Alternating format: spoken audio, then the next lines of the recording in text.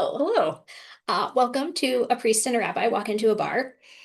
Today we are in the church library, Hmm. not a bar. Not a bar. Though we were in a bar last week Yeah. or a couple Yeah. days ago Yep. for our live happy hour. Um, and one of the things that I've noticed when Mother Megan and I go out and have coffee or lunch, it's very obvious that she is a priest. Hmm. And not so obvious that I am a rabbi. Um, it probably doesn't help that I'm not physically, don't look like many people imagine a rabbi, which often is like an old white man with a big beard.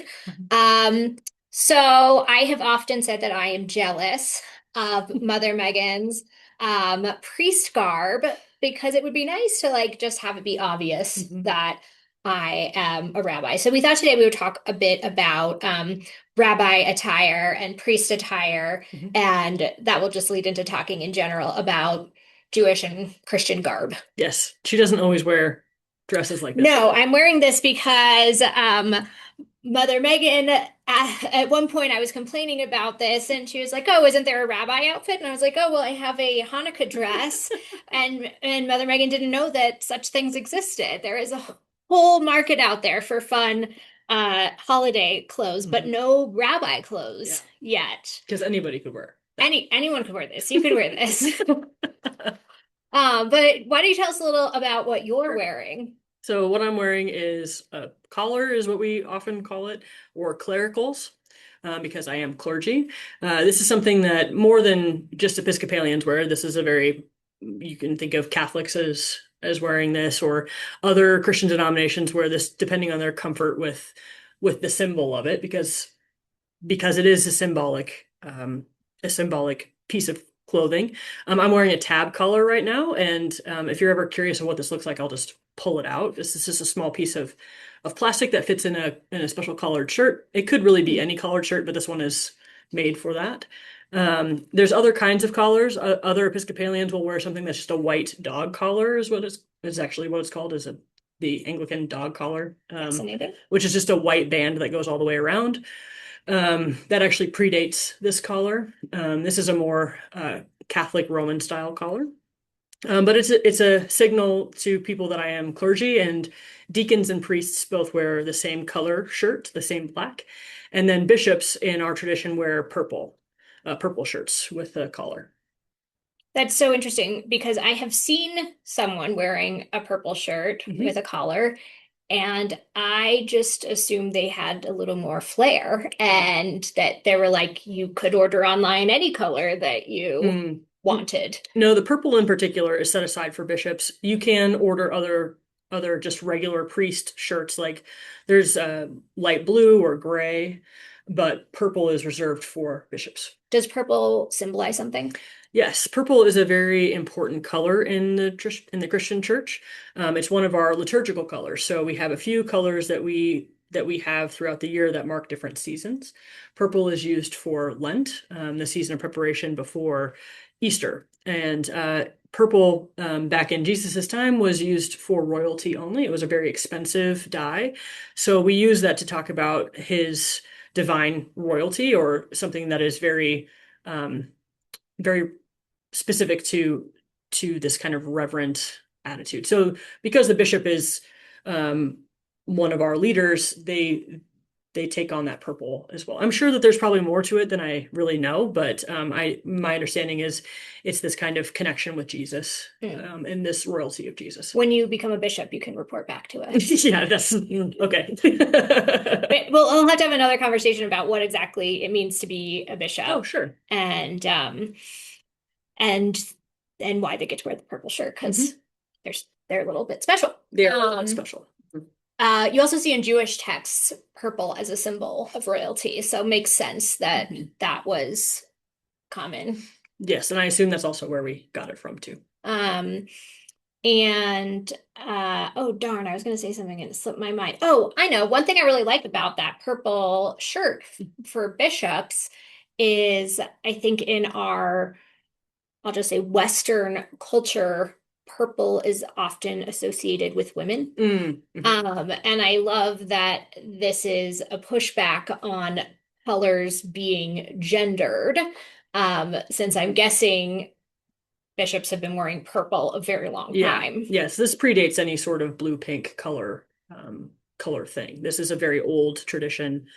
Sometimes there's also different kind of shades of purple depending on the specific flavor of Christian. There's more magenta or more amaranth is another color that people use, but it's a faux pas to wear purple for me to wear purple around a bishop. Mm. Um, so it's a real specific designation of I office. would never have known that. So is that true for just like going to church as well? Like, should I not wear a purple dress? Oh, it doesn't matter for you, but if a clergy, if I for sure could not wear a collar with purple, Okay. that would be me saying I'm somebody that I'm not.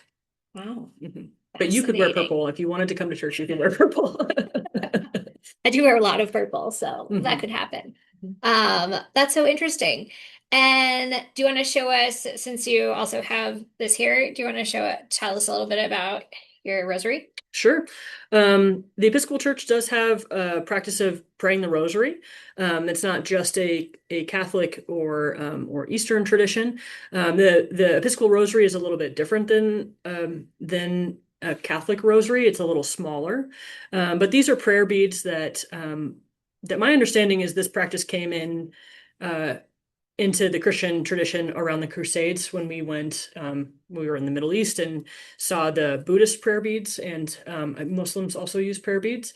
So this is something that came back in that Middle Ages time around the Crusades, and it's a way to focus your prayer. And it's in the Catholic tradition in particular, it's a devotion to Mary. A lot of times, the rose is a symbol for Mary, and the Rosary tends to be No a idea. Marian devotion.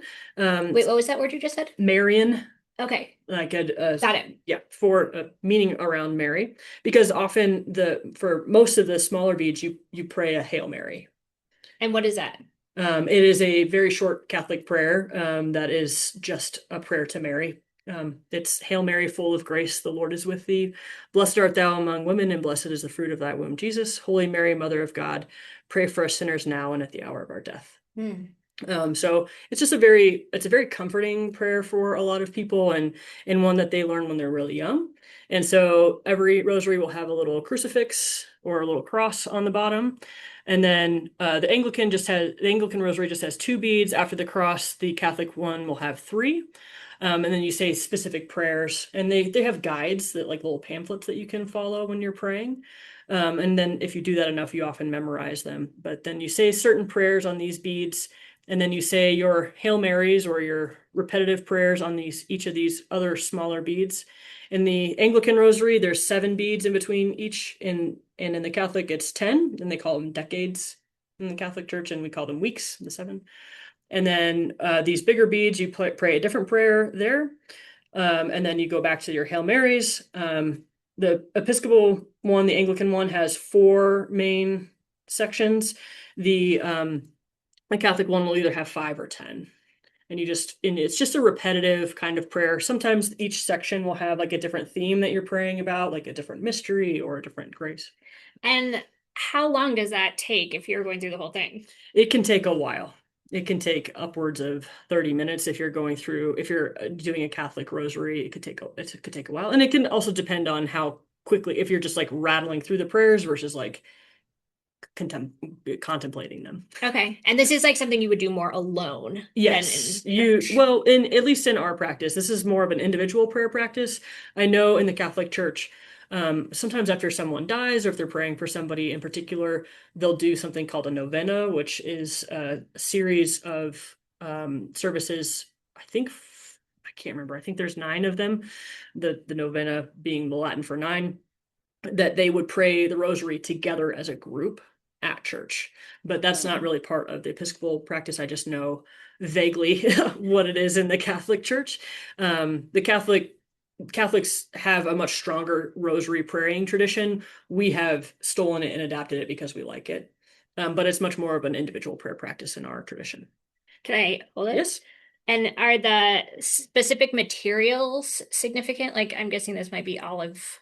Oh, that's all stone. Oh, But they make all different kinds. So you can make them out of string, some fabric ones that you can make them out of wood, or nice sort of gemstone or nice stones.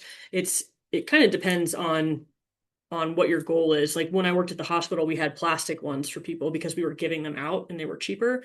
But kind of the idea is if you're having one for yourself, you want it to be something that you want to hold, something that is nice and maybe a little valuable, at least to you. yeah, it's a very nice tactile Yeah. experience. Yeah, it's really nice. Are you a sports person?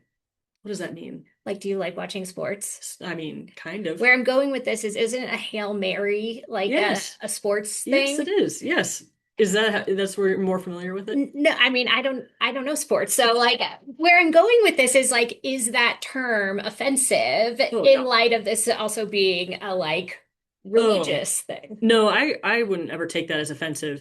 The Hail Mary thing that you're talking about is usually in football, when it's like the last pass and it's the last ditch effort before the end of the game. And because the Hail Mary has this kind of pray for us sinners now and at the hour of our death, it's this kind of final thing. Um, Oh. that's how I've always understood the connection to be. It's like the our last prayer, our last chance. You've taught me so much, not only religion, but football. You're welcome.